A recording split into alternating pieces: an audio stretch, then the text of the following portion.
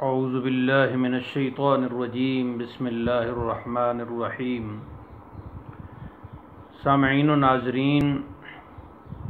صحیح البخاری اور اس کے بعد صحیح مسلم سے ہم فتن سے تعلق رکھنے والی احادیث مبارکہ کا مطالعہ پیش کر چکے ہیں۔ اب انشاءاللہ اس سلسلے کی جو تیسری کڑی ہے وہ جامع ترمذی، جسے سنن ترمذی بھی کہا جاتا ہے، سیاستہ میں تیسرے نمبر پر مانے جانے والی کتاب جامع ترمذی کے ابواب الفتن کا مطالعہ،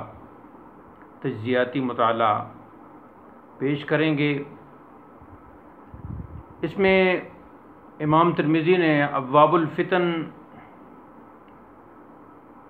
علیحدہ ایک کتاب بنائی ہے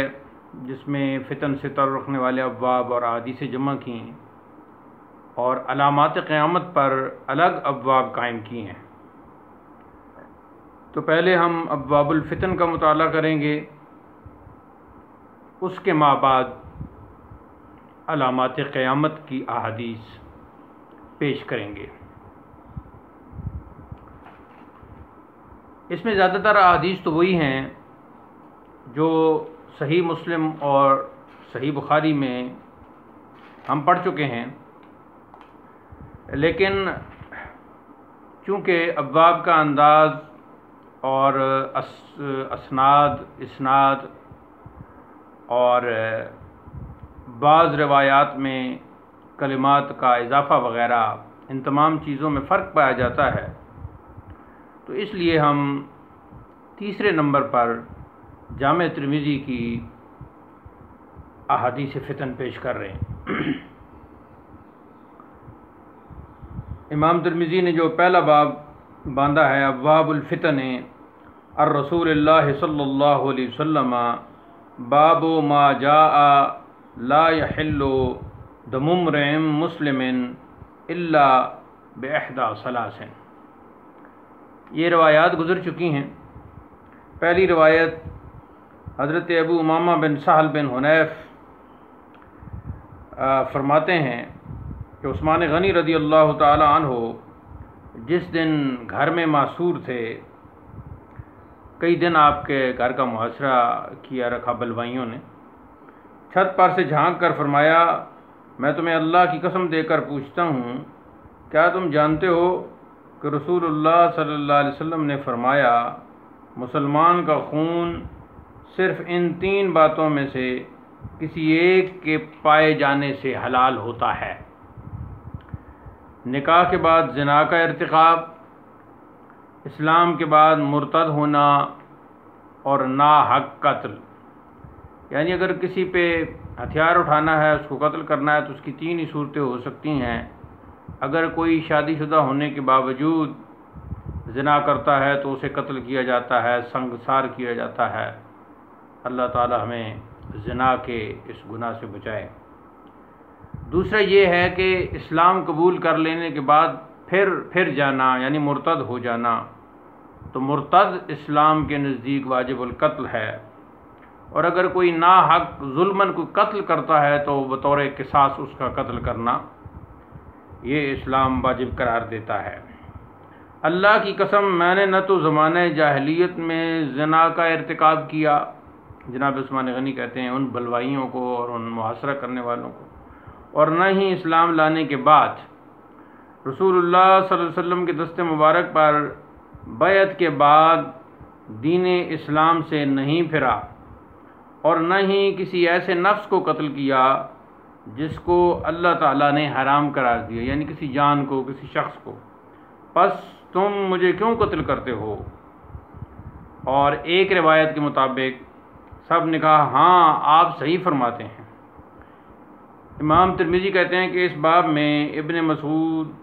عائشہ اور ابن عباس رضی اللہ تعالی عنہم سے بھی روایات مذکور ہیں، اور یہ جو حدیث امام ترمذی نے بیان کی یہ حدیث حسن ہے۔ حماد بن سلمہ نے یحییٰ بن سعید سے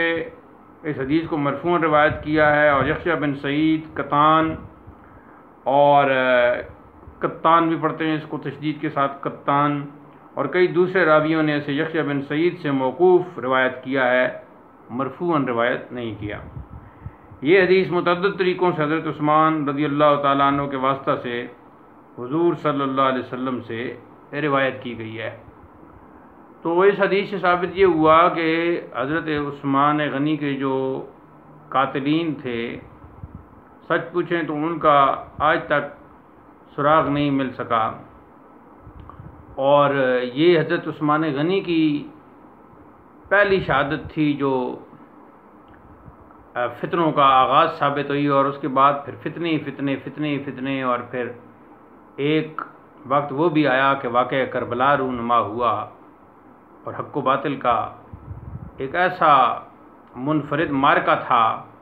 جس میں امام علی مقام، شہزادہ گلگوں قبا، شہ گلگوں قبا، راکب دوش مصطفیٰ جناب امام حسین رضی اللہ تعالی عنہ علی جدہ و علیہ السلام نے عظیم قربانی پیش کر کے دنیا والوں کو یہ بتایا کہ مسلمان مومن کٹ سکتا ہے، مر سکتا ہے، مگر نظام اسلام کو ختم ہوتا نہیں دیکھ سکتا۔ تو اس حدیث سے یہ ثابت ہوا کہ 3 ان وجوہات اور 3 اسباب کے علاوہ جو کسی کو قتل کرتا ہے تو وہ ناحق قتل کرتا ہے اور گناہ کبیرہ کا مرتکب ہوتا ہے اور فتنے کا سبب بنتا ہے۔ اگلی حدیث باب ما جاء فی تحریم الدماء والاموال، یہ بھی صحیحین میں حدیث گزری۔ حضرت سلیمان اپنے والد عمر بن احوص سے روایت کرتے ہیں، انہوں نے فرمایا کہ میں نے حضور صلی اللہ علیہ وسلم کو حجۃ الوداع یا حجۃ الوداع، حج بھی اور حج بھی دونوں درست ہیں، کے موقع پر لوگوں سے فرماتے ہوئے سنا کہ اے لوگو آج کون سا دن ہے؟ انہوں نے کہا حج اکبر کا دن ہے۔ آپ نے فرمایا بے شک تمہارے خون، تمہارے مال اور تمہاری عزتیں آپس میں اسی طرح حرام ہیں جس طرح آج کا دن اس شہر میں حرام ہے، یعنی قابل عزت و احترام ہے۔ سن لو انسان کے جرم کا وبال اسی پر ہے، سن لو انسان کے جرم کا وبال اسی پر ہے، سن لو انسان کے جرم کا وبال نہ اس کی اولاد پر ہے اور نہ باپ پر ہے، سن لو شیطان اس بات سے ہمیشہ کے لیے مایوس ہو چکا ہے کہ تمہارے اس گھر میں اس کی پوجا کی جائے، لیکن تم اپنے چھوٹے چھوٹے اعمال میں اس کی اطاعت کرو گے اور وہ اس پر راضی ہوگا۔ تو اس حدیث کے آخر میں یہ پہلے تو یہ فرمایا انسانی حرمت، اور یہ حجۃ الوداع کا خطبہ بہت طویل ہے، ہم نے اس کا رواں اردو میں ترجمہ بھی کیا ہے بہت ساری روایات کو سامنے رکھ کر، اور وہ کئی بار چھپ چکا ہے، الگ بھی شائع ہوا ہے اور رسائل میں بھی شائع ہوا ہے ملک کے، خود ہمارے رسالہ ریاض العلم میں بھی شائع ہوا ہے۔ آخر میں یہ جو بات کی کہ چھوٹے چھوٹے اعمال میں تم شیطان کی اطاعت کرو گے، باقی جو بڑی بات ہے کہ تم پوجا نہیں کر سکتے اس کی، یعنی تم شرک نہیں کرو گے۔ یہ جو بعض مولوی کم پڑھے لکھے، کم فہم، جو مختلف مومنوں مسلمانوں کے اعمال کو شرکیہ اعمال کہتے ہیں، وہ شرک نہیں ہے۔ شرک جو ہے اس کا تو خود آپ صلی اللہ علیہ وسلم فرما رہے ہیں کہ شیطان خود مایوس ہو چکا ہے، وہ سمجھ چکا ہے کہ یہ امت شرک نہیں کرے گی۔ الفاظ مبارکہ یہ ہیں: حدثنا حناد حدثنا ابو الاحوص عن شبیب بن غرقدہ عن سلیمان بن عمرو بن الاحوص۔ یہ محدثین ثنا لکھتے ہیں تو ثنا کا مطلب ہی حدثنا ہوتا ہے، کہیں صرف نا لکھ دیتے ہیں تو وہ اس کا مطلب ہی حدثنا ہوتا ہے۔ عن سلیمان بن عمرو بن الاحوص عن ابیہ احوص بالواو عن ابیہ قال سمعت رسول اللہ صلی اللہ علیہ وسلم یقول فی حجۃ الوداع للناس ای یوم ھذا قالوا یوم الحج الاکبر قال فإن دماءکم واموالکم واعراضکم بینکم حرام کحرمت یومکم ھذا فی بلدکم ھذا الا لا یجنی جان الا علی نفسہ الا لا یجنی جان علی ولدہ ولا مولود علی والدہ الا وان الشیطان قد ایسا ان یعبد فی بلادکم ھذہ ابدا ولکن ستکون لہ طاعۃ فیما تحقرون من اعمالکم، یعنی جن اعمال کو تم حقیر سمجھتے چھوٹے چھوٹے اعمال، فسیرضی بہ، تو یہ الفاظ ہیں آپ صلی اللہ علیہ وسلم کے، او کما قال رسول اللہ صلی اللہ علیہ وسلم۔ آگے امام ترمذی نے اس روایت کے متعلق تکنیکی گفتگو کی ہے۔ اس کے بعد باب ما جاء لا یحل لمسلم ان یروع مسلما، روع یروع ڈرانا دھمکانا، یہ حدیث بھی گزر چکی۔ عبداللہ بن صائب بن یزید اپنے والد کے واسطہ سے اپنے دادا سے روایت کرتے ہیں کہ رسول کریم صلی اللہ علیہ وسلم نے فرمایا، تم میں سے کوئی شخص اپنے بھائی کی لاٹھی کھیلتے ہوئے حقیقتا نہ لے، پس جو شخص اپنے بھائی کی لاٹھی لے تو اسے چاہیے کہ واپس کر دے۔ اس باب میں ابن عمر، سلیمان بن سرد جعدہ اور ابو ہریرہ، سلیمان بن سلمان نہیں بلکہ سلیمان بن سرد جعدہ اور ابو ہریرہ رضی اللہ تعالیٰ عنہ سے بھی روایات ہیں۔ یہ حدیث حسن غریب ہے اور ہم میں سے صرف ابن ابی ذئب کی حدیث سے جانتے ہیں۔ امام ترمذی کا ولا نعرفه الا من حدیث ابن ابی ذئب، صائب بن یزید کے لیے صحبت رسول ثابت ہے، انہوں نے بچپن میں رسول اللہ صلی اللہ علیہ وسلم سے حدیث سنی اور حضور کے وصال کے وقت ان کی عمر 7 سال تھی۔ ابو یزید بن صائب رسول اللہ صلی اللہ علیہ وسلم کے صحابہ کرام میں سے ہیں اور انہوں نے حضور سے کئی احادیث روایت کی ہیں۔ باب ما جاء فی اشارت الرجل علی اخیہ بالسلاخ، اس موضوع کی روایت یعنی مسلمان بھائی کی طرف ہتھیار سے اشارہ کرنا صحیحین میں اس عنوان کے تحت بھی احادیث گزر چکی ہیں۔ یہاں امام ترمذی نے حضرت ابو ہریرہ رضی اللہ تعالیٰ عنہ کی روایت لکھی ہے کہ رسول کریم صلی اللہ علیہ وسلم نے فرمایا، جو شخص ہتھیار سے اپنے مسلمان بھائی کی طرف اشارہ کرے اس پر فرشتے لعنت بھیجتے ہیں، اس لیے کہ وہ ہتھیار وہ غلطی سے لگ سکتا ہے، زخم پہنچا سکتا ہے۔ اس باب میں ابو بکر، عائشہ اور جابر رضی اللہ تعالیٰ عنہ سے بھی روایت ہے اور یہ حدیث اس طریق سے حسن صحیح غریب ہے۔ امام ترمذی نے کچھ حسن صحیح غریب اور حسن صحیح حسن، یہ کچھ حسن لغیرہ اور اس طرح کے کچھ اپنی اصطلاحات بھی امام ترمذی نے وضع کی ہیں جن کو سمجھنا ضروری ہے۔ ہمارا چھوٹا رسالہ علم اصول حدیث پر مشتمل ہے، اس کا مطالعہ مفید رہے گا۔ اگلا باب ہے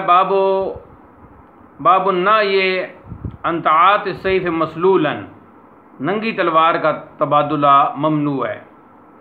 حضرت جابر رضی اللہ تعالیٰ عنہ سے روایت ہے، رسول کریم صلی اللہ علیہ وسلم نے ننگی تلوار لینے دینے سے منع فرمایا، تو اس میں بھی زخم کا لگنے کا جو ہے وہ خطرہ ہے۔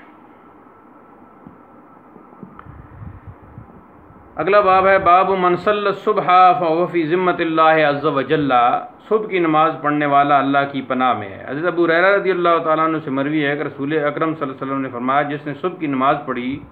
وہ اللہ تعالیٰ کی پناہ میں ہے، پس ایسا نہ ہو کہ کسی عمل کی وجہ سے اللہ تعالیٰ تم پر سے اپنی ذمہ داری اٹھا لے۔ یعنی مطلب یہ ہے کہ صبح کی نماز نہ چھوڑنا۔ تو فتنے کا زمانہ ویسے بھی اور خاص فتنے کا زمانہ ہو اور عمومی طور پر بھی فتنوں سے بچاؤ کے لیے نماز ادا کرنا ضروری ہے، اور یہ تو نماز فرض ہے۔ نوافل نماز ادا کرنا بھی فتنوں سے بچاؤ کے لیے ضروری ہے کہ وہ انسان پڑھے۔ باب فی لزوم الجماعت، فتنوں سے بچنے کا ایک طریقہ یہ ہے کہ جماعت کے ساتھ وابستہ رہے، تو اگلا باب امام ترمذی نے یہی باندھا، اور اس میں عبداللہ بن عمر رضی اللہ تعالی عنہ سے روایت کی، فرماتے ہیں کہ ایک دن حضرت عمر بن خطاب رضی اللہ تعالی عنہ نے مقام جابیہ میں کھڑے ہو کر ہمیں خطبہ دیا۔ آپ نے ارشاد فرمایا، لوگو میں تمہارے درمیان اس طرح کھڑا ہوں جس طرح ہمارے درمیان حضور صلی اللہ علیہ وسلم کھڑے ہوئے، اور آپ نے فرمایا میں تمہیں اپنے صحابہ کے بارے میں وصیت کرتا ہوں، پھر ان لوگوں کے بارے میں جو ان سے متصل ہیں، پھر وہ جو ان سے متصل ہیں، یعنی اگلی تو یہ صحابہ کرام ہو گیا، اس کے بعد تابعین ہو گیا، اور اس کے بعد تبع تابعین ہو گیا۔ پھر جھوٹ عام ہو جائے گا، یہاں تک کہ قسم لیے بغیر لوگ قسمیں کھائیں گے، یعنی قسم کوئی اگلا ڈیمانڈ بھی نہیں کرے گا، لیکن خود ہی گفتگو میں کہیں گے قسم ہے قسم ہے، اور بلا طلب شہادت،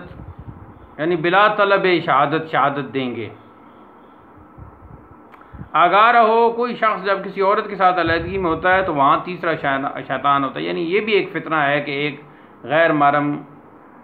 محرم عورت کے ساتھ ہو تنہائی میں۔ جماعت کو لازم پکڑو، اب یہاں سے باب کے ساتھ مناسبت آ گئی، اور علیحدگی سے بچو۔ کیونکہ علیحدگی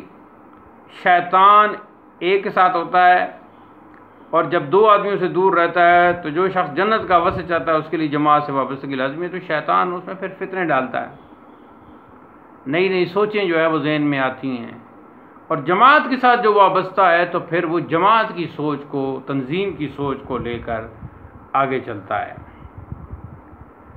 تو جو شخص جنت چاہتا ہے وہ پھر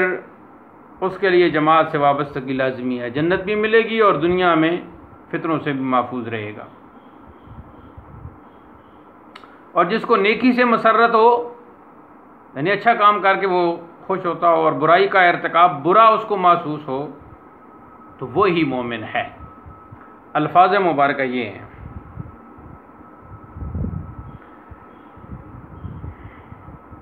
فقال اوصیکم باصحابی ثم الذین یلونہم ثم الذین یلونہم ثم یشف الکذب حتی یحلف الرجل ولا یستخلف ویشهد الشاہد ولا یستشہد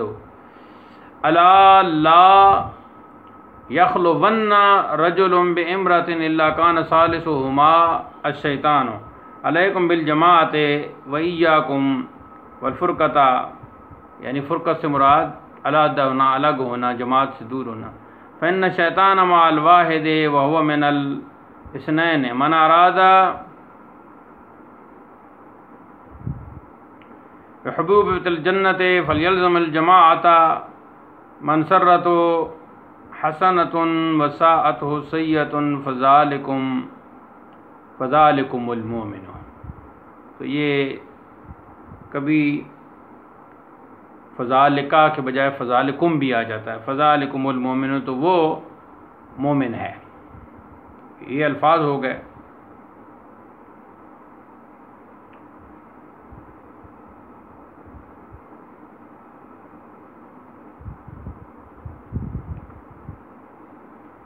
آگے امام ترمذی نے اس پر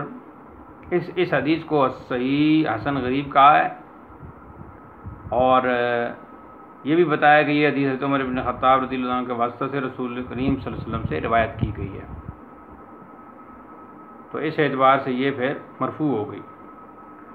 اگلی روایت حضرت ابن عمر ہی سے ہے، کہتے ہیں کہ رسول کریم صلی اللہ علیہ وسلم نے فرمایا، بے شک اللہ تعالیٰ میری امت کو، یا تو یہ فرمایا یا پھر یہ فرمایا، امت محمد صلی اللہ علیہ وسلم کو گمراہی پر جمع نہیں کرے گا۔ جماعت پر اللہ تعالیٰ کا دست حفاظت ہے، جو شخص جماعت سے علیحدہ ہوا وہ دوزخ میں داخل ہوا۔ تو جو طریق امام ترمذی نے اس حدیث کا بیان کیا ہے اس طریق سے یہ روایت غریب ہے، اور اس باب میں حضرت ابن عباس سے بھی روایت مذکور ہے۔ الفاظ یہ ہیں، عن ابن عمر ان رسول اللہ صلی اللہ علیہ وسلم قال ان اللہ لا یجمع امتی او قال امت محمد علی ضلالۃ، یعنی پوری امت گمراہی پر جمع نہیں ہو سکتی۔ یہ جو آج کل چند گمراہ پیدا ہو چکے ہیں، چھوٹے چھوٹے گروہ بنا کے اپنے آپ کو ہدایت یافتہ، اور باقی پورے ایک امت کے ایک بڑے گروہ کو، سواد اعظم کو، اہل سنت و جماعت کو گمراہ قرار دیتے ہیں، ایسے لوگوں سے سامعین و ناظرین آپ اجتناب کریں، ان سے بچیں، اپنے ایمان کی حفاظت کریں۔ یہ وہ گمراہ چھوٹے چھوٹے گروہ ہیں جو شیطان نے تیار کیے ہیں، بظاہر آیتیں اور حدیثیں پڑھتے ہیں لیکن اپنی من مانیاں تفسیروں اور تشریح میں کرتے ہیں، اور یہ دراصل چھوٹے چھوٹے گروہ جماعت کو پارا پارا کرنے کے لیے شیطان کی طرف سے بنتے ہیں۔ چھوٹے چھوٹے موضوعات لے کے، کوئی مسئلہ رفع دین کا، کوئی اونچی آمین کا، کوئی کس کا، آج کل محرم کے دن ہیں تو کوئی ماتم کا، اور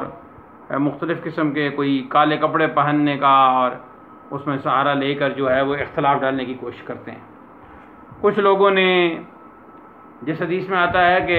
من تشبہ بقوم فہو منہم او کما قال رسول اللہ صلی اللہ علیہ وسلم، اس کی مشابہت کی عجیب و غریب تشریح کی ہے۔ تو ایسے گمراہ لوگوں سے آپ بچنے کی بھرپور سعی فرمائیں۔ تو چونکہ جماعت سے جو وابستہ نہیں رہے گا، جب الگ ہو جائے گا تو بس فطرے میں پڑ جائے گا۔ وَيَدُ اللَّهِ عَلَى الْجَمَاعَةِ وَمَنْ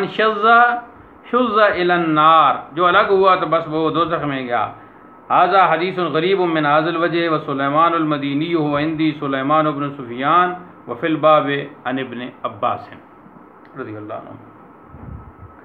حضرت ابن عباس کی اگلی روایت ہے، رسول اللہ صلی اللہ علیہ وسلم نے ارشاد فرمایا، ید اللہ مع الجماعت، کہ اللہ کا ہاتھ جماعت کے ساتھ ہے۔ ہاتھ سے مراد یہاں مدد ہے، ہیلپ۔ اگلا باب ہے باب ما جاء فی نزول العذاب اذا لم یغیر المنکر۔ منکر سے مراد یہاں برائی ہے، کہ برائی کو جب تبدیل نہ کیا جائے، یعنی نہ ختم کیا جائے، اس کو نہ روکا جائے، تو پھر یہ نزول عذاب کا باعث بنتا ہے۔ حضرت ابوبکر صدیق رضی اللہ تعالیٰ عنہ نے فرمایا کہ اے لوگو، تم یہ آیت پڑھتے ہو، یا ایھا الذین آمنوا، یعنی آگے حضرت صدیق اکبر نے پھر یہ آیت پڑھی، یا ایھا الذین آمنوا علیکم انفسکم لا یضرکم من ضل اذا اہتدیتم وانی سمعت رسول اللہ صلی اللہ علیہ وسلم یقول ان الناس اذا رأوا الظالم فلم یأخذوا علی یدیہ او شکا، یہ عبارت میں غلط لکھا گیا، او شکا، قاف کے اوپر تشدید غلط ہی ہے، او شکا، یہ کلمہ جو ہے وہ شک اور لعلہ کے معنی میں آتا ہے، قریب کے معنی میں آتا ہے، یہ ان میں سے ہے۔ او شکا کا معنی آپ یوں کر لیں کہ قریب ہے۔ ان یعمہم اللہ بعقاب منہ، ایک امید کے معنی میں آتا ہے۔ ویسے تو اس قسم کے الفاظ لعلہ ہو، او شکا ہو، یا اس طرح کے جتنے الفاظ بھی کلام الہی اور کلام مصطفی، یعنی اللہ تعالیٰ کے قرآن میں یا رسول کریم صلی اللہ علیہ وسلم کی حدیث میں اس طرح کے کلمات آئیں تو وہ شک کے معنی میں یا توقع کے معنی میں نہیں بلکہ یقین کے معنی میں ہی ہوتے ہیں۔ او شکا ان یعمہم اللہ بعقاب منہ، ہم جو جامع ترمذی جہاں سے عبارت پڑھ رہے ہیں اور جس میں یہ غلطی ابھی سامنے آئی ہے، یہ فرید بک سٹال اردو بازار لاہور کی طرف سے یہ کتاب چھپی ہوئی ہے۔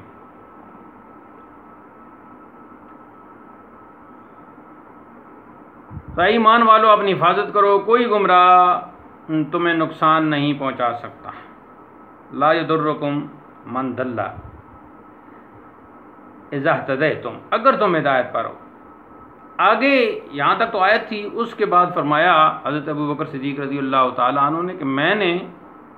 رسول اللہ صلی اللہ علیہ وسلم سے سنا کہ جب لوگ ظالم کو ظلم کرتے دیکھیں، اذا رأوا الظالم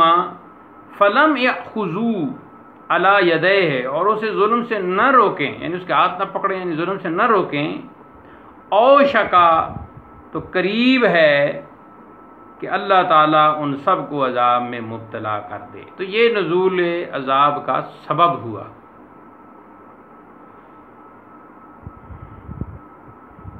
آگے امام ترمذی نے اسی باب سے تعلق رکھنے والی مختلف احادیث جو دیگر راویان سے مروی ہیں ان کا ذکر کیا۔ اس کے بعد اگلا باب ہے باب ما جاء فی الامر بالمعروف والنہی عن المنکر، جیسا کہ قرآن مجید میں اس امت کی ایک خصوصیت یہ بیان کی گئی، اور یہ سب سے منفرد خصوصیت ہے اس امت کی کہ بھلائی کا حکم دینا اور برائی سے روکنا۔ اس میں حضرت حذیفہ بن یمان رضی اللہ تعالی عنہ سے روایت ہے، نبی کریم صلی اللہ علیہ وسلم نے فرمایا کہ اللہ کی جس کی قبضہ قدرت میں میری جان ہے، یا تو تم ضرور، ہاں یہاں ایک لفظ ترجمہ میں رہے گا اللہ کی قسم، یا تو تم ضرور نیکی کا حکم دو گے اور برائی سے منع کرو گے، یا قریب ہے کہ اللہ تعالیٰ تم پر اپنی طرف سے عذاب بھیجے۔ یعنی اس میں کوئی حضور کو شک نہیں بلکہ یقینی بات ہو رہی ہے کہ اگر تم اس طرح کرو گے تو پھر تو ٹھیک ہے، اور اگر ایسے نہیں کرو گے تو پھر تم پر عذاب ہوگا، پھر تم دعا مانگتے رہو گے مگر قبول نہ ہوگی۔ اور دعا کی قبولیت، عدم قبولیت یعنی قبول نہ ہونے کا ایک سبب یہ ہے کہ آپ برائی آپ کے سامنے ہو رہی ہے، آپ اس کو روکیں۔ الفاظ یہ ہیں، قال والذی نفسی بیدہ لتأمرن بالمعروف وَلَتَنْهَوُنَّ عَنِ الْمُنْكَرِ أَوْ لَيُوشِكَنَّ اللَّهُ أَنْ يَبْعَثَ عَلَيْكُمْ عَذَابًا عِقَابًا مِّنْهُ فَتَدْعُونَهُ فَلَا يَسْتَجِيبُ لَكُمْ، کہ تم اس سے دعا مانگو گے فَلَا يَسْتَجِيبُ لَكُمْ، تو وہ تمہاری دعا قبول نہیں فرمائے گا۔ اگلی روایت بھی حضرت حذیفہ بن یمان رضی اللہ تعالی عنہ سے ہے، رسول کریم صلی اللہ علیہ وسلم نے فرمایا، اس ذات کی قسم جس کے قبضہ قدرت میں میری جان ہے، قیامت قائم نہ ہوگی یہاں تک کہ تم اپنے امام کو قتل کرو، اپنی تلواروں سے لڑائی کرو اور تمہارے دنیاوی امور شریر لوگوں کے ہاتھ میں آ جائیں۔ یعنی جو تمہارے حکمران ہوں وہ بہت ہی شریر قسم کے ہوں، انہیں کوئی اللہ اور اس کے رسول کے احکام کا کوئی پاس نہ ہو، بس اپنی من مانی سے وہ اپنی حکمرانی کرنا جانتے ہوں۔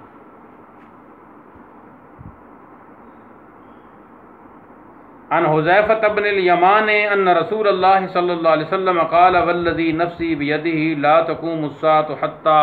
تقتلوا امامکم وتجتلدوا باسیافکم ویرث دنیاکم شرارکم ھذا حدیث حسن، اور تمہارے دنیاوی امور شریر لوگوں کے ہاتھ میں آ جائے، ویرث دنیاکم شرارکم، اور وارث بن جائیں تمہاری دنیا کے تمہارے شرار، تمہارے شریر لوگ۔ ھذا حدیث حسن، یہ حدیث حسن ہے۔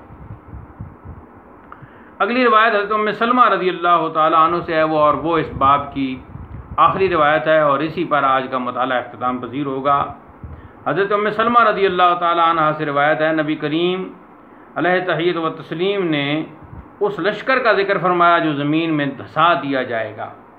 حضرت ام سلمہ نے عرض کیا شاید ان میں زبردستی لائے ہوئے لوگ بھی ہوں گے، آپ نے فرمایا وہ اپنی نیتوں پر اٹھائے جائیں گے۔ یہ حدیث صحیحین میں بھی گزری،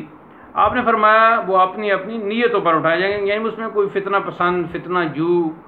اور غلط کام کرنے والے اور ایسے لوگ بہت سارے وہ بھی آ جائیں گے جو دھنس جائیں گے، اور ان پر بھی عذاب آ جائے گا ان دوسروں کی وجہ سے۔ الفاظ یہ ہیں کہ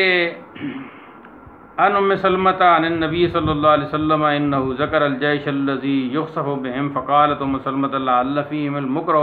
قال انہم یبعثون علی نیاتہم، کہ وہ اپنی نیتوں پر اٹھائیں، جس کی نیت اچھی ہوگی وہ تو ظاہر ہے اس کو پھر اللہ تعالیٰ اس کے مطابق ہی اجر دے گا، اور جس کی نیت فساد کی تھی تو ظاہر ہے اس کے مطابق جزا اور سزا ہوگی۔ تو آج اس ابواب الفتن کے 25 ابواب کا مطالعہ پیش کیا گیا۔ کل انشاءاللہ یہ 25 خیر پچھلے باب ہوئی، یعنی باب 17 سے ابواب الفتن شروع ہوئی، تو یہاں سے 25 تک یہ ابواب جو ہے 5 اور 4 9 ابواب جو ہیں وہ ابواب الفتن سے تعلق رکھتے ہیں۔ کل باب نمبر 26 سے اور